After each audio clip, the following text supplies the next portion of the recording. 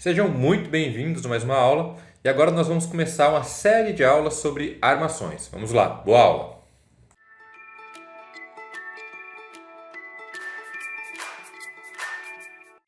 Bom, sem perder tempo, vamos trocar as drawing files, tá? Nós precisamos que apenas a drawing file de forma, ou melhor, de concreto, né, esteja em amarelo e a de armações em vermelho. O resto pode deixar tudo desligado e aí é só dar close. Pessoal, vamos vir aqui na aba Reinforcement, tá? Nós vamos falar um pouquinho das ferramentas. Então, essa aula, né, nós não vamos fazer absolutamente nada, tá? Eu quero que você assista com muita, mas muita atenção mesmo, tá? Anota tudo aí. Essas dicas você não vai encontrar em nenhum manual da Allplan. Ninguém vai te ensinar tudo que você precisa saber sobre as ferramentas, né? Como eu vou fazer nesse vídeo, ok? Bom, todas as ferramentas de vergalhões do Allplan, elas estão aqui em By Reinforcement e Freeform, tá? Meshes seriam as ferramentas de telas de aço, ok? Então repare que não são muitas, mas aqui tem tudo que você precisa para armar qualquer elemento, desde um pórtico de concreto com seção retangular constante, até se você quiser armar as obras de Niemeyer, por exemplo, tá? Garanto que você consegue com o que tem aqui. Nessa primeira etapa, nós vamos precisar conhecer as ferramentas de modelagem de armação, tá? E depois que nós modelarmos todas as nossas barras da nossa longarina, aí nós vamos precisar conhecer as ferramentas de detalhamento, ok? Então, nesse vídeo nós vamos falar sobre as ferramentas de modelagem.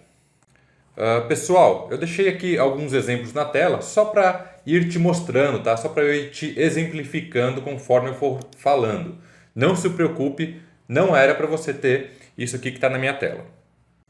Bora lá, vamos começar então falando do Enter Area Reinforcement, essa aqui, tá? Ela é especial quando o assunto é armar lajes. Lajes com furos, lajes com ressaltos e por aí vai, tá?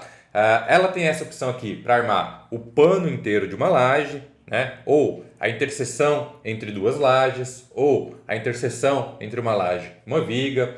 Mas ela serve também para você armar o pano de uma parede, né? O fundo de um bloco, ou melhor, qualquer face de um elemento, né, que esteja contido ali em um plano reto, ok? Por exemplo, né, a mesa inferior e a mesa superior da minha longarina estão em um plano. Então, dá para fazer, por exemplo, as armações de flexão com essa ferramenta aqui, com Enter Area Reinforcement? Sim, dá sim, tá? Apesar de que talvez eu não fizesse com essa ferramenta, tá? Dá para fazer os estribos também? Não, aí não dá, tá? Não precisa repetir o que eu vou fazer agora, tá? Na verdade, nenhum dos passos desse vídeo, só quero te mostrar as limitações dessa ferramenta. Então, assim, eu poderia fazer as armações positivas ou negativas, tá? Mas o limite dela é o seguinte, né? Como eu disse, ela é uma ferramenta feita para armar lajes. Então, as dobras são pensadas para lajes, ok? Eu defino uma geometria aqui retangular, né? Trapezoidal, enfim, poligonal, né? Para distribuir aqui, para desenhar as minhas barras. E aí depois eu preciso definir uma dobra. Então, não dá para fazer, por exemplo, um estribo fechado com essa ferramenta, porque eu só tenho essas dobras aqui disponíveis. Entendeu? Beleza. Próxima ferramenta, Circular Reinforcement.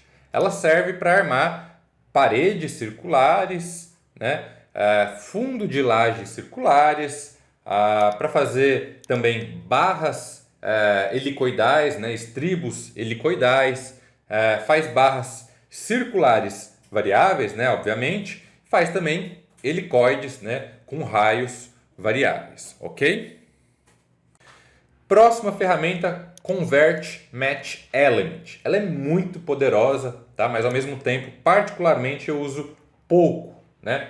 E o conceito dela é bem simples, tá? Ela converte, isso mesmo, ela converte, né, uma linha 3D em uma barra. Então você tem uma linha 3D ali que representa o eixo de uma cambota, né? O eixo de uma treliça, de uma placa pré-fabricada, o eixo de uma treliça de uma placa pré-moldada, e aí você vai transformar, você vai converter aquela linha ou polilinha, né, ou SP-linha em uma barra. Então, é muito útil, principalmente para você fazer uma treliça, tá? É a maneira mais simples de fazer esse tipo de barra. Bom, até agora foram 3 ferramentas, né? E por incrível que pareça, falta apenas mais uma, tá? Só que essa ferramenta que está faltando, ela funciona em conjunto com outras, tá? Mas entenda que no total, vamos assim dizer, né, são apenas 4 ferramentas e aí fica mais fácil para você saber qual você deve usar em cada situação, tá? Então, a última ferramenta é o Bar Shape, né? A primeirona de todas aqui, tá? Com ela, nós desenhamos o bar shape, o formato da barra, tá? Qualquer formato, tá? No geral, essa é a ferramenta mais usada no dia a dia. Eu diria que 70% a 80% do nosso tempo nós vamos ficar com ela. A ideia dessa ferramenta, né, é que nós façamos um corte, uma planta ou uma elevação primeiro, né? E com a ferramenta nós desenhamos o formato da barra por cima dessa vista, tá? Então, a vista serve apenas como uma referência para a gente, né? Para a gente desenhar o formato da barra, como se fosse um molde para nós, ok? Bom, aí nós desenhamos o formato da barra e depois nós precisamos distribuir essa barra, definir um espaçamento ou um número de barras, né? Um ponto inicial, onde que essa barra começa, e um ponto final, né? Onde essas barras param, né? Definir-se, inclusive, se essa barra é variável ou não, tá? Então, em conjunto com a ferramenta Bar Shape, né, nós vamos falar agora das outras ferramentas de distribuição, ok? Ferramentas que trabalham em conjunto com o Bar Shape. A primeira delas, o Place Bar Shape, para colocar uma única peça daquela barra, tá?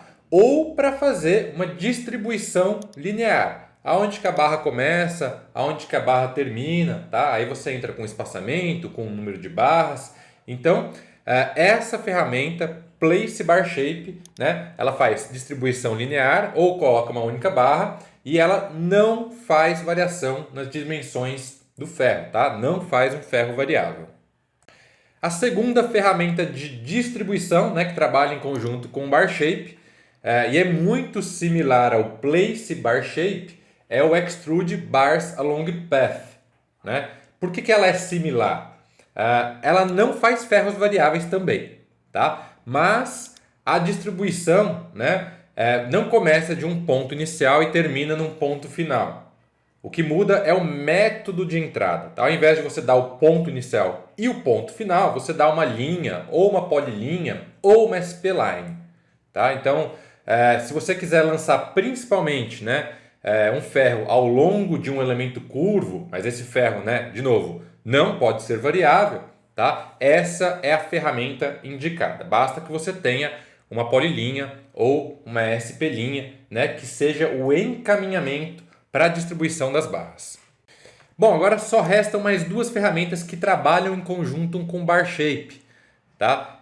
Mas essas 2 ferramentas que a gente vai falar agora fazem ferros variáveis. A primeira é a Special Placements. Imagine ela como se fosse o Place Bar Shape, mas para lançar ferros variáveis, né? Nós vamos usar ela aqui um pouquinho durante o nosso curso, né? Então a gente vai falar um pouquinho mais sobre ela mais adiante. Mas além de ferros variáveis, ela também lança ferros distribuídos radialmente. Então, os ferros, por exemplo, de compressão de uma estaca circular, por exemplo. Por fim, a última ferramenta de distribuição do Bar Shape é o Sweep Bars Along Path. Ela é o Extrude Bars Along Path, só que ela lança ferros variáveis. Então você não dá só um caminho, né? Você dá vários caminhos que indicam ao software como é que a sua forma está variando, né? Ou você também pode desenhar o ferro 2 vezes. Uma em um corte, depois em um outro corte, onde a forma já variou um pouco, né? Em relação ao primeiro. E aí você vai pedir para o software interpolar as barras, né? Enfim, gerar suas barras variáveis. Bom, pessoal, essas são todas as ferramentas para você armar, né, sem programação. Eu te garanto que com elas você consegue detalhar qualquer estrutura no plan, tá? Existem ferramentas paramétricas para armar uma coluna retangular um bloco, uma viga, um console, uma anca, né? Uma parede, uma escada, furos em lajes e por aí vai, tá? São rotinas, são programações, né, que você também pode fazer aí para agilizar os seus processos. Mas nesse treinamento nós não vamos utilizar nenhuma dessas ferramentas, até porque é importante primeiro você conhecer bem como fazer sem programar. Então assista esse vídeo novamente, eu acho que ele ficou bem claro, né? Qual que é a lógica das ferramentas, quando é que você vai utilizar cada uma delas, né? Nos próximos vídeos nós vamos colocar tudo isso em prática, tá? Que nós conversamos aqui. Um bom descanso para você, até a próxima aula. Muito obrigado, forte abraço.